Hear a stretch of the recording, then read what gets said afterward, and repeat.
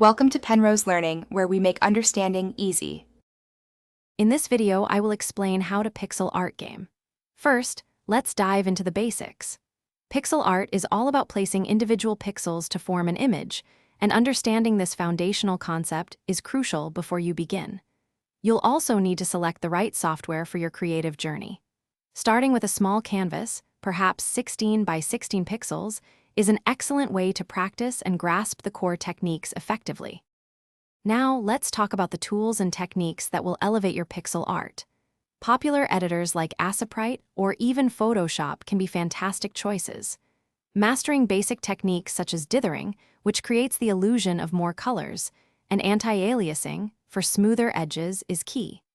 Remember to work with a limited color palette, perhaps 16 colors or fewer, to maintain that classic pixel art aesthetic. Moving on to design, crafting compelling characters and immersive worlds is next. Always begin character design with simple, recognizable shapes to establish a strong foundation. Emphasize clear silhouettes so your characters are easily identifiable, even at a small scale. For environments, creating reusable tile sets will significantly streamline your workflow, allowing you to build expansive levels efficiently and consistently. Finally, let's bring your pixel art to life through animation and integrate it into a game. You don't need many frames. Even a few well-chosen keyframes can create convincing movement. It's vital to maintain consistent pixel ratios across all your assets to avoid visual inconsistencies.